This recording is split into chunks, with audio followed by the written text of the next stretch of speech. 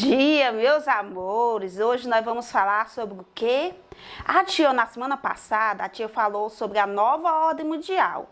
E hoje nós vamos falar sobre o G20.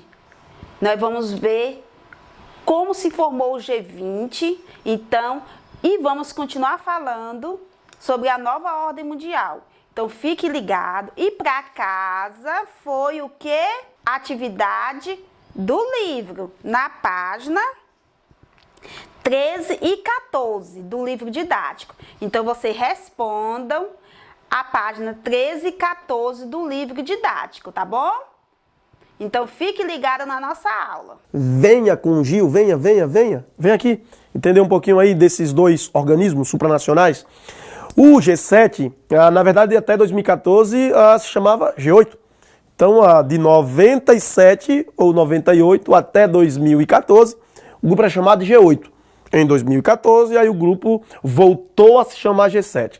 Porque, na verdade, esse grupo aqui, ele nasceu na década de 70, quando naquela década, as 7 maiores economias do mundo, né, as 7 maiores economias globais, naquela década, década de 70, resolveram se aproximar para, logicamente, estabelecer as diretrizes da economia mundial e ter esse controle da economia global a partir daquele período. Então, na verdade, o G7 nasceu na década de 70, quando, então, os países que dominavam a economia global resolveram se reunir e formar esse grupo aí, o chamado G7. Bom, é muito difícil hoje a gente definir o que é o G7, é muito difícil.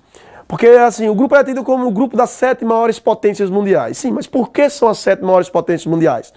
Já que tem países que são considerados potências e não estão dentro do G7. Então, por que esses países são chamados de potências, entendeu?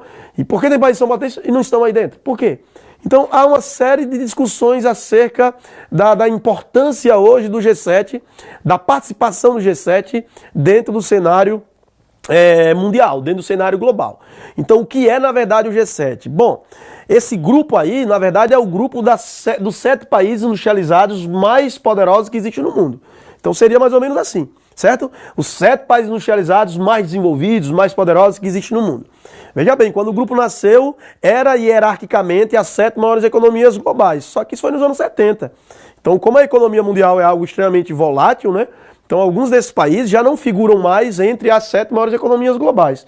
E é isso que faz o G7 perder credibilidade, perder a consistência e perder, logicamente, toda a ideia de que ele é um grupo forte no cenário internacional. Então, assim, quem compõe o G7, na verdade? Quem compõe o G7 são esses países aqui, ó. Esses são os países membros do G7, beleza? Vou pegar aqui o pincel azul para facilitar a sua visualização. Os Estados Unidos faz parte do G7, mais o Japão, beleza? Estados Unidos, Japão, a Alemanha, a maior economia da Europa, a Alemanha. Eu estou tentando escrever a Alemanha aqui, você está vendo, né? Eu vou conseguir, com fé em Jesus, eu vou conseguir. A Alemanha, tá aqui, ó. Beleza? Mais o Reino Unido, mais o RUN aqui é Reino Unido, certo? Mais a França, RUN, Reino Unido. Rapaz, eu vou escrever Reino Unido, viu? Vou escrever Reino Unido, é melhor. Tá aqui, ó, Reino Unido. Isso aqui faz parte também do chamado G7. Mais a França, mais a Itália, mais o Canadá. Esses são os países que integram o G7. Tem 7 aqui? Eu acho que tem. 1, 2, 3, 4, 5, 6, 7. Exatamente. São os membros do G7. Então, assim, lá nos anos 70, eram as 7 maiores economias do mundo hierarquicamente. Então, esses países figuravam entre as 7 maiores economias globais. Tudo bem? Aí, vê só.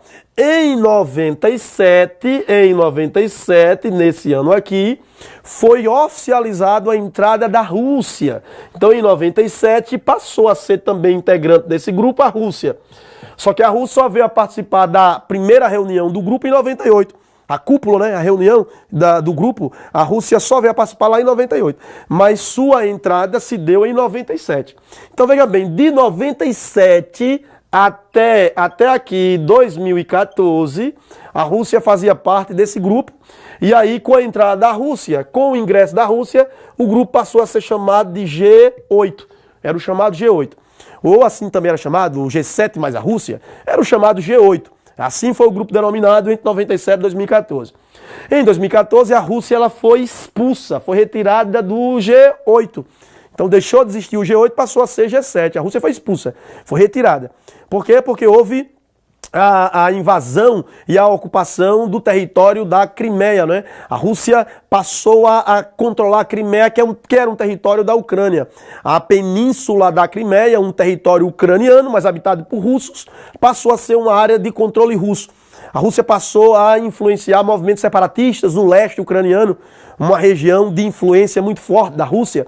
E toda essa geopolítica russa dentro da Ucrânia, criando uma instabilidade política muito forte na Ucrânia, financiando grupos separatistas no leste ucraniano e anexando a península da Crimeia, fez o Ocidente fazer uma retaliação à Rússia, tá? Uma série de bloqueios foram feitos à Rússia e também foi feita a expulsão da Rússia do grupo chamado de G7. E a Rússia saiu desdenhando, dizendo o seguinte, ó, eu faço parte do G20, o G7 significa mais nada, eu faço parte do grupo das 20 maiores economias globais. Então, pouco importa se eu estou ou não dentro desse grupo aí. Foi mais ou menos assim, tá bom? Então a Rússia já fez parte desse grupo até 2014, quando foi expulsa. Foi retirada do chamado G8.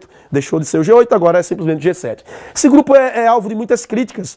Existe uma série de manifestações, manifestantes, ativistas anti-globalização, critica demais as ações desse grupo. Esse grupo, eles são acusados de proliferar miséria no mundo, segundo, logicamente, os ativistas anti-globalização. Eles são responsáveis por toda a crise ecológica, toda a crise ambiental. Então existe uma série de críticas feitas a esse grupo aí. Toda reunião de cúpula desse grupo, uma série de manifestações são feitas contrárias, logicamente, a esse grupo aí, o chamado G7. Beleza?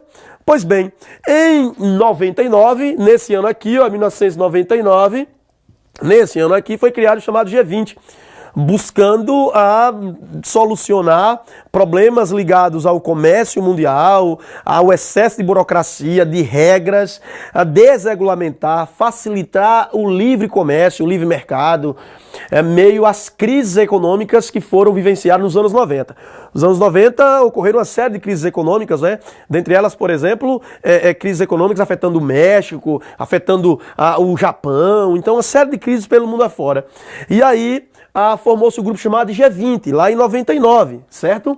Buscando mais uma vez uma economia de mercado mais sólida, mais estável, desregulamentando, desburocratizando, consolidando mais uma vez as ideias neoliberais previstas, logicamente, lá no Consenso de Washington de 1989. É isso. Bom, o que é o G20? É o grupo das 20 maiores economias do mundo. Na verdade, é o grupo das 19 maiores economias globais, hierarquicamente. Aí estão hierarquicamente as 19 maiores economias mundiais, mas a União Europeia é, logicamente, uma unidade econômica. Então, a União Europeia é uma unidade econômica e ela, a unidade econômica da União Europeia, representa um membro do chamado G20. Então, estão aí as 19 maiores economias do mundo, mais a União Europeia. É claro que hoje o papel do G20 é muito mais relevante, é muito mais destacado do que o papel do G7. Então o G20 aglutina 19 nações, mais o bloco econômico mais integrado e consolidado do mundo, que, claro, passa por uma crise muito forte, não é? Mas a União Europeia é um bloco altamente integrado, é uma união econômica e monetária. Então é, sem dúvida nenhuma, um grupo muito forte, o chamado G20. A cúpula se reúne e vai discutir todas as nuances da economia mundial e o que tem que ser feito para permitir, logicamente, um liberalismo econômico mais forte, uma economia de mercado mais equilibrada, mais sólida, a fim de, logicamente, expandir o desenvolvimento econômico e social global. É isso. G20, ok? Está aí. E há quem diga que não há mais razão para o G7 existir, não tem mais motivo para esse grupo aqui existir, porque hoje o G20 ele é o centro das atenções. É isso.